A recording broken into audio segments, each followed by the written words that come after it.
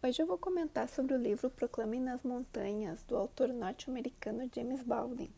Eu confesso que eu estava bem curiosa para ler este livro, porque eu já ouvi falar muito do autor. Ele é um dos mais influentes, né, e admirados do século XX. E sempre aborda, é conhecido por abordar, né, assuntos como direitos humanos, sexualidade, racismo, divergências sociais, religião. Então eu estava bem curiosa, até porque tem um outro livro que eu li há pouco que o enredo cita muito o Quarto de Giovanni, que é um livro escrito por ele também. Então eu tinha uma certa ansiedade em ler. E esse aqui é o primeiro livro escrito por ele.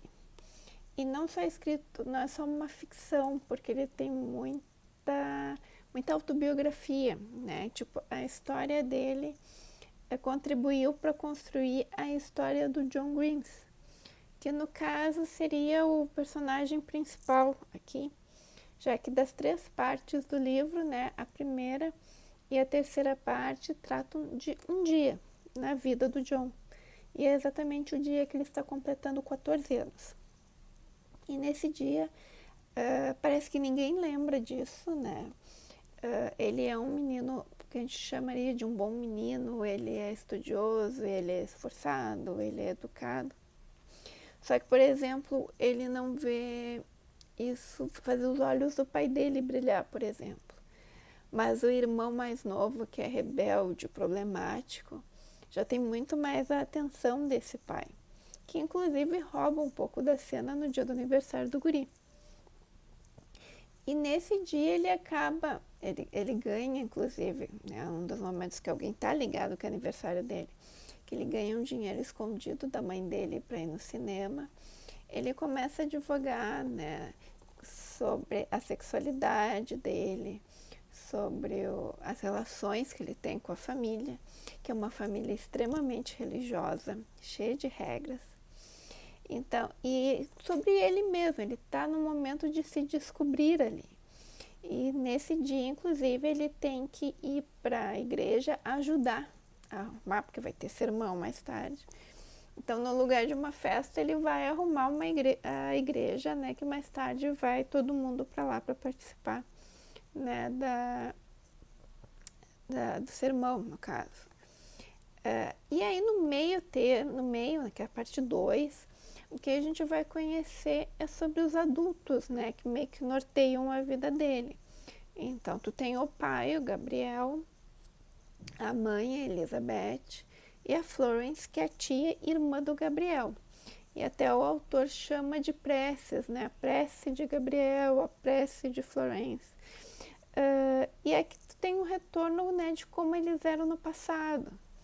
Então tu descobre os segredos dessa família. Tu também tem meio que momentos históricos, né? Porque tu tem, de fatos históricos, porque tu tem a mãe da Florence e do Gabriel, que foi uma ex-escrava. Tu tem os primeiros grupos que começam a perseguir, para bater, para matar negros. Então tu tem todo aquele início ali de 1900, né?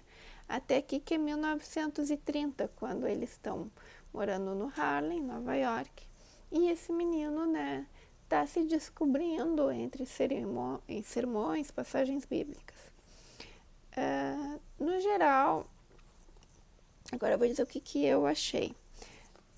Eu confesso que, como a religião é basicamente um quinto elemento, que eu não sei se não chega a ser um personagem. Ele entra meio como um personagem, como a base do livro, porque ela é usando ela que vão escancarar, né, hipocrisias, aquela coisa, não faço o que eu digo, mas não faço o que eu faço.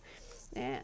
O que leva alguém daqui a pouco que não tinha tanta fé, né, que talvez nem acreditasse daqui a pouco se entregar a isso, porque existe toda uma entrega de alguns personagens a essa religião, né, de gritar, de chorar. Mas se algumas partes eu achei interessante, principalmente a parte 2, que a gente tem o passado dos adultos.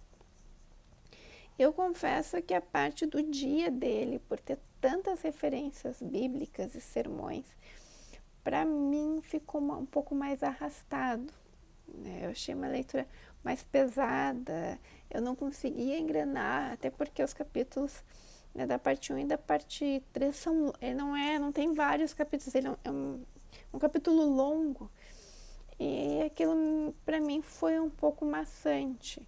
Então, não sei ainda, estou pensando se vou arriscar a ler um segundo livro para ver se eu mudo de opinião, porque eu achei a escrita mais cansativa. Só que por outro lado, sim, o livro tem muita coisa interessante. Ele te leva a várias reflexões. Então, e ele é muito rico por isso, né? Pelo que ele te leva a pensar, o que ele te leva a analisar e o que ele te leva a questionar. E fora tudo que tu, né, continua aprendendo sobre a cultura, porque de certa forma tu tem as pessoas que migraram de um estado para outro dentro dos Estados Unidos, né, buscando melhores formas de vida. E tu nota como é que foi, né, esse início de século XX para elas se reestruturarem. Então, eu que gosto bastante de história, isso eu achei bem legal, assim. Mas confesso que realmente foi uma leitura assim meio um pouco difícil para mim por causa de toda a parte do embasamento religioso, né? Que como ele viveu isso, ele conhecia bem. Então ele embasou bem nisso. Mas fica a dica, né? Pode ser que tu tenha uma opinião completamente contrária. E acho o livro maravilhoso, né? Curta o que tem aqui. Até porque uma coisa bem interessante dizer é que ele não existe uma opinião, ele não fica emitindo opinião se aquilo que está acontecendo é certo ou errado, né? Isso vai da tua percepção do que tu acha, o que tu não vai achar. Talvez alguns momentos que eu tenha achado de hipocrisia, outra pessoa vai achar que não. Então isso, ele deixa ele bem aberto, né?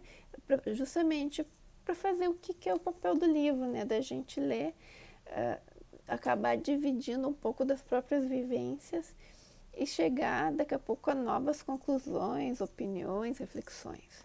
Então fica a dica para quem curte o autor, que eu sei que tem vários livros que são bem famosos, que o pessoal gosta bastante.